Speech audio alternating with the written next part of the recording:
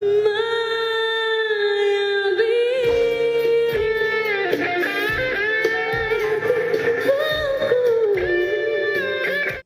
মিত্ৰ নে ফিত্ৰ এই লেউৰাজনী কোন নহয় নাজানো। অসমত মৰমিতা মিত্ৰক বৰ্জন কৰক আৰু অসমত মৰমিতা মিত্ৰক যাতে কোনেও নামাতে অনুষ্ঠান কৰিবলৈ আৰু অতি সোনকালে অসমৰ পৰা তাইক খেদিব লাগে। নমস্কাৰ বন্ধুসকল, আজি অন্য এটা ভিডিঅ'লৈ আপোনালোকক স্বাগতম জনালোঁ। আৰু সামাজিক মাধ্যমত যোৱাকালিৰ পৰা এটা ভিডিঅ' খুব বেছি ভাইৰেল হৈ আছে আৰু এই গানটো এটা গান নহয়, সেইটো অসমৰ ইম'চন হয় আৰু অসমৰ এতিয়া এটা হৰিনাম বা এটা যিটো ভগৱানৰ প্ৰাৰ্থনা তেনেকুৱা ধৰণৰ হৈ গ'ল সেই মায়াবিনী গানটো। গানটো মানে মৰমিতা মিত্ৰ এগৰাকী কলকাতাৰ ছিংগাৰ হয় নেকি, তাই ক'ৰ হয় নাজানো, ভালকৈ ঘৰ ক'ৰ হয় কি হয় ইমান মই ইনফৰ্মেশ্যন নাজানো, নাচাওঁ যে। মানে তাই যি ধৰণেৰে মানে জুবিনাৰ এই মায়াবিনী গানটো গালে ষ্টেজত, মানে পাৰফৰ্ম কৰিলে, মানে শুনি বহুত বেছি বেয়া লাগিলে। প্ৰথম আপোনালোকে এই মায়াবিনী গানটো মৰমিতা মিত্ৰ এই ছোৱালীজনীয়ে জুবিনদাৰ মায়াবিনী গানটো কি ধৰণেৰে মানে বিকৃত কৰিলে মানে আপোনালোকে গানটো এবাৰ শুনকচোন।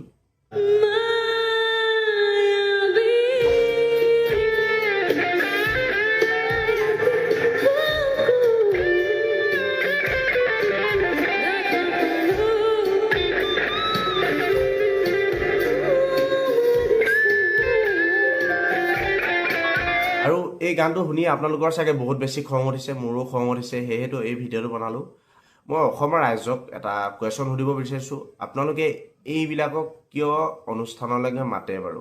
এনেকুৱা ধৰণৰ মানে ছিংগাৰবোৰক অনুষ্ঠানত মতা এই প্ৰধান মক্কেলকেইটা কোন বাৰু? এই অসমৰ মক্কেলকেইটা, এইকেইটা মক্কেল বুলি কৈছোঁ। আৰু এনেকুৱা ছিংগাৰ অসমত যাতে দ্বিতীয়বাৰৰ বাবে থাকিব নাপায়। অসমৰ পৰা মানে মৰমিতা মিত্ৰক বহিষ্কাৰ কৰিব লাগে, সেইটো কাৰণে এইটো ভিডিঅ' বনাইছোঁ। বহিষ্কাৰ কৰিব লাগে আৰু কোনো ধৰণৰ মানে প্ৰগ্ৰামত মাতিব নালাগে।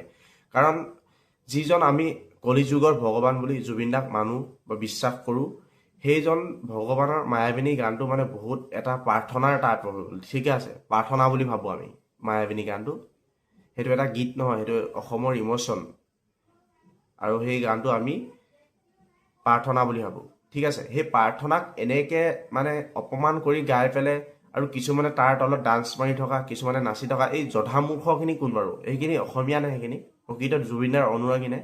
যোনে প্ৰকৃত জুবিনদাৰ অনুৰাগী হয় তেনেকুৱা ধৰণৰ মানুহে বা তেনেকুৱা ধৰণৰ এই কমিটি মানুহে এনেকুৱা ভতুৱা ছিংগাৰক কেতিয়াও অনুষ্ঠানলৈ নামাতে।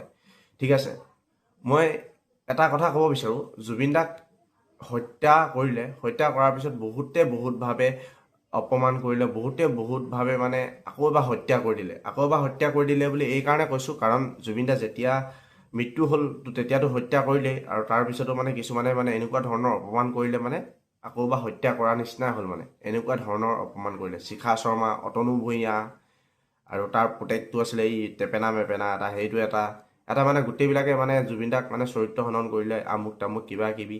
আৰু বহুত কিছুমান মানুহ দেখিছোঁ জুবিনদাৰ বিষয়ে সোধে, কোন জুবিন গাৰ্গ এনেকুৱা তেনেকুৱা, জুবিনদাৰ বিষয়ে মানে বেয়া বেয়াকৈ কয়।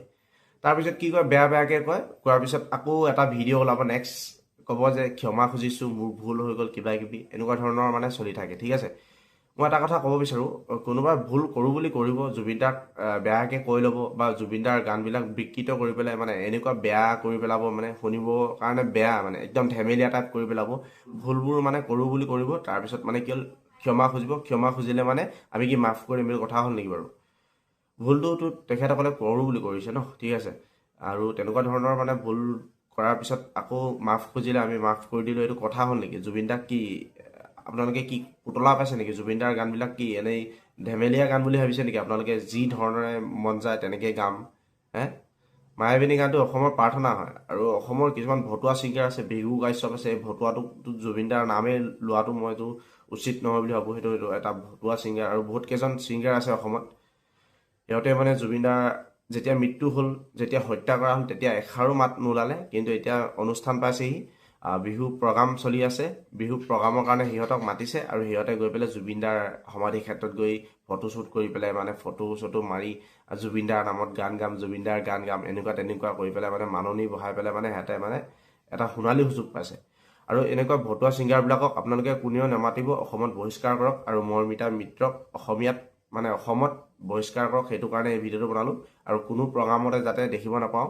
আৰু কোনোবাই যদি মৰমিতা মিত্ৰক যদি মাতে অসমত অনুষ্ঠান কৰিবলৈ, সেইসকল হ'ল অসমৰ জুবিনদাৰ প্ৰকৃত হত্যাকাৰী, মানে সেই হত্যাকাৰীসকলক ছাপোৰ্ট কৰা মানুহ বুলি মই ভাবিম। কাৰণ জুবিনদা নোহোৱা হৈ গ'ল, আজি 7 মাহ হৈ গ'ল। আৰু 7 মাহ প্ৰথমটো বহাগ, জুবিনদাৰ নোহোৱা এই প্ৰথমটো বহাগ, আমি কিমান মানে দুখ লাগি আছে, অসমৰ মানুহে কান্দি আছে, তেনেকৈ আমি সহ্য কৰিম নেকি? অসমত মৰমিতা মিত্ৰক বৰ্জন কৰক। আৰু অসমত মৰমিতা মিত্ৰক যাতে কোনেও নামাতে অনুষ্ঠান কৰিবলৈ, সেইটো কাৰণে এইটো ৰিকুৱেষ্ট কৰি এই ভিডিঅ'টো বনালোঁ। আৰু অতি সোনকালে অসমৰ পৰা তাইক খেদিব লাগে, মই এইটোৱে ক'ব বিচাৰোঁ। আৰু কিছুমান ভতুৱা ছিংগাৰ আছে, এই ভতুৱা ছিংগাৰবিলাককো আপোনালোকে নামাতিব। আৰু ভিডিঅ'টো ইমানখিনিয়ে আছিল ক'বলগীয়া। বহুত বেছি খং উঠিলে মানে এই মৰমিতা মিত্ৰ নে ফিত্ৰ, এই লেউৰাজনী কোন নহয় নাজানো, দ্বিতীয়বাৰৰ বাবে মানে কোনেও যাতে অনুষ্ঠান কৰিবলৈ নামাতে, সেইটোৱে ৰিকুৱেষ্ট কৰিলোঁ। আৰু যদি কোনোবাই মাতে, সেইকেইটা হ'ল অসমৰ মক্কেল, একেবাৰে ননচেন্স জ্ঞান নাইকিয়া মানুহকেইটা, সেইকেইটাই।